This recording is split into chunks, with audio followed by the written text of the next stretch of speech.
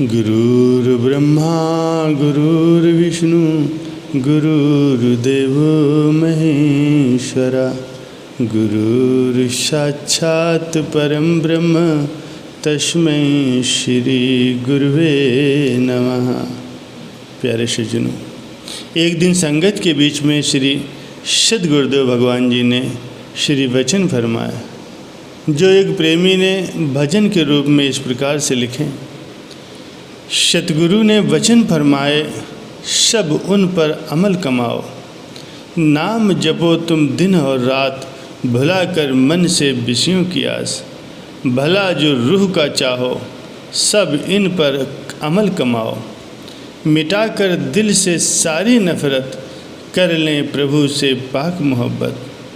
किसी का दिल न दुखाओ, सब इन पर अमल कमाओ।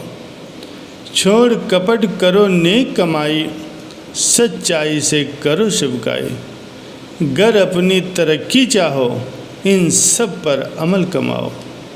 बार बार न मिलेगा ये मौका, भक्ति का कर ले तू सौदा। समय न यूं ही गंवाओ, इन सब पर अमल कमाओ। मानुष जन्म की जीत ले बाजी, हर दम रहो रजा में राजी। प्रभु को जो पाना चाहो, सब इन पर अमल कमाओ। बचनों को गर दिल में धरेगा, लोक परलोक तेरा संवरेगा। दास जो बनना चाहो, सब इन पर अमल कमाओ। श्री सद्गुरु महाराज जी द्वारा फरमाए गए ये वचन रूहानी बीमारियों को दूर करने वाले हैं। जो बड़भागी इन्हें अमल में लाते हैं, वे यकीनन रूहानी लाभ को प्राप्त करते हैं। जैसे शारीरिक बीमारी की वजह से शरीर निर्बल हो जाता है और निर्बल शरीर सर्दी व गर्मी का प्रभाव सहन नहीं कर पाता, ऐसे ही निर्बल रूह भी दुनियावी उतार चढ़ाव को सहन नहीं कर पाती और घबरा जाती। जैसे कमज़ोर आदमी किसी ताकतवर आदमी से मुकाबला करे तो वो हार जाता है, वैसे ही कमज़ोर रूह भी जिसके साथ गुरु वचन रूपी शक्ति नहीं है, काल के आगे हार जाती है। दुश्मन के हाथ में आई हुई रूह अनेक जन्मों तक दुखी व परेशान रहती है।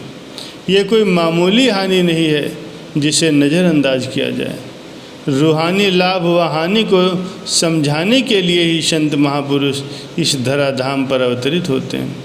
वे रूहानी वैद्य हैं।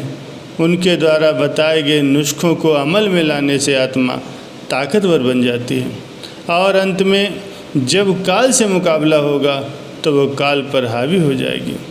काल उसका कुछ नहीं बिगाड़ पाएगा और वो हमेशा के लिए आज़ाद होकर के आनंद स्वरूप बन जाएगी।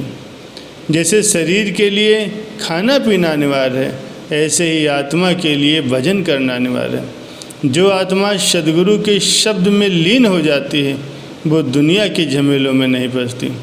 सद्गुरु फरमाते हैं, केवल उस व्यक्ति की ही बात पर विश्वास करो जिसकी सूरत सच से जुड़ी हो। जिसकी सूरत सत्य का अनुसरण नहीं करती, उसमें स्वार्थ व खुदगर्जी की खोट मिल जाती है। मैले अंतःकरण से गुजरने के कारण वो पाक साफ नहीं रहती। जैसे हवा अगर गंदगी के ढेर से गुजर कर आएगी तो दुर्गंध स्वतः ही अपने साथ ले आएगी, वैसे ही अशुद्ध अंतःकरण वाली हर भावना भी अशुद्ध व मैली हो जाती है। जैसे हमेशा गंदी हवा का सेवन करने से स्वास्थ्य बिगड़ जाता है और कई बीमारियां लग जाती हैं, वैसे ही मैल व अहंता से भरी हुई बातों पर विश्वास करके उन्हें चित्त में रखने से रूहानी बीमारियां लग जाती हैं। उच्च कोटि के संत महापुरुषों की निर्मल व शुद्ध वाणी का मनन करने से ही रूहानियत से लाभ होता। कभी भी अपने मन की बातों पर विश्वास न करो। प्रत्येक तथ्य को संतों के वचनों रूपी कसौटी पर परखो। कुदरत का ये नियम है कि जो चीज़ हृदय में प्रवेश कर जाती है, वो अपना प्रभाव अवश्य दिखाती है। इस कारण से सदैव सतर्क रहो। प्रपंच व मिथ्यावाद विवाद से दूर रहो। किसी की निंदा ना तो करो और ना ही किसी की सुनो। किसी की सदैव अच्छाइयों पर नज़र रखो, बुराइयों पर नहीं। अपने अंदर सद्गुण भरने का प्रयास करो। सद्गुरु के आगे सदैव यही प्रार्थना करो कि ऐसी शक्ति प्रदान करो जिससे दिल में केवल उन भावनाओं को ही स्थान दिया जाए जो उन्हें अच्छी लगती हैं। अगर मन को नियंत्रण में नहीं किया गया तो ये इंद्रियों पर भी अपना कुप्रभाव डालेगा। इंद्रियां बस के बाहर हो जाएंगी तो मन पर विजय पाना असंभव हो जाएगा। मन को श्री चरणों से जोड़े रखने के लिए सद्गुरु के नाम का आश्रय लेना अति आवश्यक है। जब भी मन बुराई की तरफ जाए तो उसे शब्द के अंकुश से कंट्रोल करो।